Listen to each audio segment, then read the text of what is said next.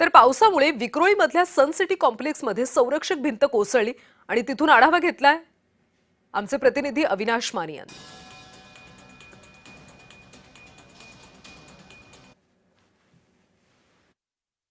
मुंबईत मध्यरात्रीपासून जर पाहिलं तर मुसळधार स्वरूपाचा जो आहे तो पाऊस पडत आहे। त्यामुळे पाहिलं मुंबईच्या अनेक सखल भागामध्ये पावसाचं पाणी जे आहे ते साठलेलं पाहायला मिळालंच।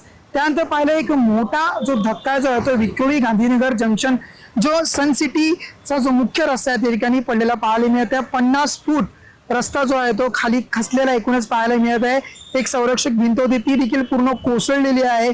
एकूणच पाहिलं तर या ठिकाणी आता संपूर्ण धोकादायक खतरा अशी बॅरिकेडिंग जे आहे ते पालिकेच्या वतीने खरं तर करण्यात आली आहे। मात्र जर पाहिलं तर याच्याच बाजूला असलेल्या काही इमारती आहेत त्या इमारतीला देखील ह्याचा मोठा धोका होऊ शकतो। कारण का जर पाहिलं तर आजूबाजूला काही दुकानं आहेत त्यामुळे या भूस्खलन झाल्यामुळे जर पाहिलं तर संपूर्ण इमारतीला व आजूबाजूच्या परिसराला याचा धोका होऊ शकतो। ही जर पाहू शकता ही पाण्याची पाईपलाईन ही थेट पाण्याची पाईपलाईनची पाहिले तर समोरची जी इमारत आहे त्या इमारतीला खरं तरी पाईपलाईन संपूर्ण जोडलेली आहे। मात्र त्या ठिकाणी देखील आता पाण्याची एक मोठी समस्या निर्माण झालेली आहे। मात्र या संपूर्ण रस्ता खचल्यामुळे या ठिकाणी मोठी समस्या या ठिकाणी निर्माण झालेली आहे। मात्र यामध्ये कुठल्याही प्रकारची दुर्घटना घडली नसली मात्र तर या ठिकाणी जर पाहिलं आजूबाजूच्या रहिवाशांना इमारतीला हा मोठा धक्का बसलेला आहे। अविनाश माने, जय महाराष्ट्र न्यूज, मुंबई।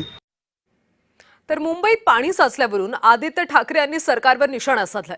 गेल्या 4 वर्षात एकही नवीन रेन वॉटर होल्डिंग टँक उभारला नाही। सरकारनं राजकारणाऐवजी प्रशासनावर लक्ष केंद्रित करावं असं ठाकरेंनी म्हटलंय। मुंबईच्या पावसाळी तयारीवरून आदित्य ठाकरे यांनी राज्य सरकारवर निशाणा साधला। मुंबईला स्पंज सिटी बनवण्यासाठी ठाकरे सरकारच्या काळात हिंदमाता, गांधी मार्केट आणि मिलन सबवे इथं रेन वॉटर होल्डिंग टँकर उभारण्यात आले होते। मात्र सध्या या यंत्रणांचा योग्य वापर होत नसल्याचा आरोप त्यांनी केला।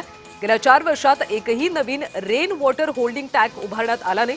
तसंच डिसॅलिनेशन प्रकल्पाला सुद्धा गती देण्यात आली नसल्याची टीका आदित्य ठाकरेंनी केली।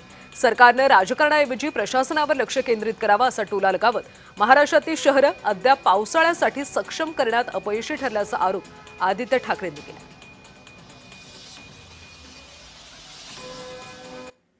एका पावसात